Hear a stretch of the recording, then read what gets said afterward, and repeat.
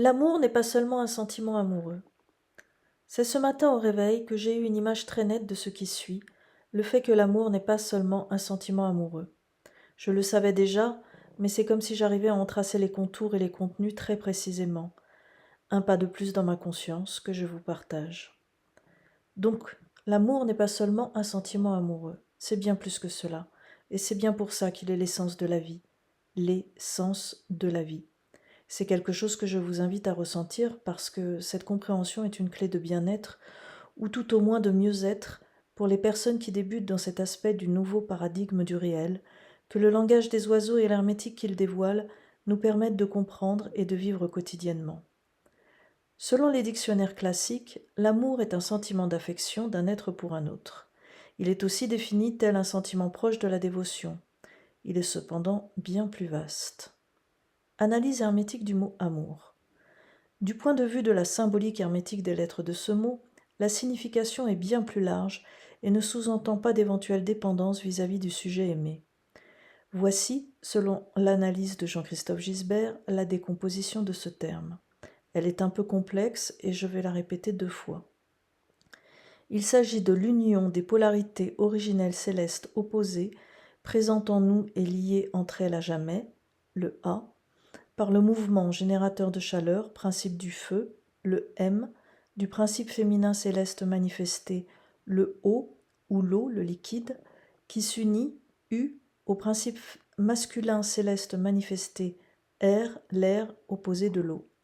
Je répète, il s'agit de l'union des polarités originelles célestes opposées présentes en nous et liées entre elles à jamais, par le mouvement générateur de chaleur, principe du feu, du principe féminin céleste manifesté qui s'unit au principe masculin céleste manifesté.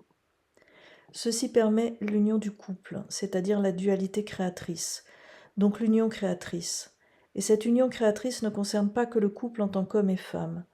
Cette union créatrice concerne l'ensemble de notre réalité car nous créons tout en nous et à l'extérieur de nous à partir du A que nous sommes, en provoquant à chaque instant de multiples mouvements qui engendrent d'infinies créations. Nous sommes âme du reste, début du mot amour. Ces créations, et l'envers les autres, pensées, objets fabriqués, etc., forment et constituent la création. Le mouvement initie la création. En effet, chaque mouvement de l'âme que nous sommes, qu'il soit conscient ou inconscient, est créateur. Et c'est bien dans le fait de créer l'or à partir de l'union, U, de ces deux polarités, O principe féminin et R principe masculin, que l'amour apparaît. Je répète en simplifiant, le A que nous sommes chacun, en créant un mouvement M, permet l'union des polarités originelles OUR. Et ce mouvement initie la création. Qu'est-ce que ce mouvement initiateur ? Ce mouvement initiateur est chaque pensée et chaque action qui en découle. Que vous fassiez une vaisselle ou que vous sauviez une vie, tout est mouvement d'amour. Après, la question est d'en avoir conscience et d'être présent à ce que nous faisons, même si cela ne nous passionne pas. Comme tout a une raison d'être, tout est important. Plus simple, comme tout est amour sur cette planète, tout est important, même la vaisselle. L'amour est l'essence de la vie. J'écrivais au début de cet article que l'amour est l'essence de la vie, l'essence de la vie. Jeu de mots facile, certes, mais qui détient une vérité profonde que la numérologie réelle nous permet de comprendre. Faisons le calcul de la somme numérique du mot amour.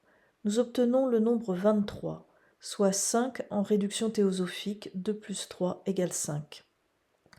Et 5 est un nombre de l'incarnation, lequel nous explique que c'est grâce au fait d'être incarné dans un corps de chair et d'os que nous pouvons expérimenter la vie au travers des 5 sens. L'ouïe, le toucher, la vue, le goût et l'odorat. L'amour nous a donc non seulement donné naissance, mais il nous permet aussi de tout expérimenter grâce à nos sens, ce qui lui donne du sens. Du reste, ce petit mot « sens » nous parle, au travers de ces lettres, du céleste qui s'incarne et qui s'exprime. Le fait de tout appréhender par les sens représente une rencontre avec tout ce qui nous entoure, des humains, des animaux, des végétaux, des minéraux. Si nous souhaitons que cette rencontre se déroule au mieux, nous allons chercher à comprendre à qui ou à quoi nous avons affaire, et de cette compréhension émergera un enseignement. Là est l'amour. dans l'intention et l'attention que nous portons à tout être et à toute chose. Ceci nous mène à la définition du mot amour énoncé par Jean-Christophe. L'amour est un mouvement qui rencontre son contraire et en admet la force et l'enseignement. Quoi de plus grand et de plus beau? Grand défi également, qui est à mon avis le plus important dans notre vie. Le défi de tout vivre en amour, même le moindre geste, le plus petit mot prononcé.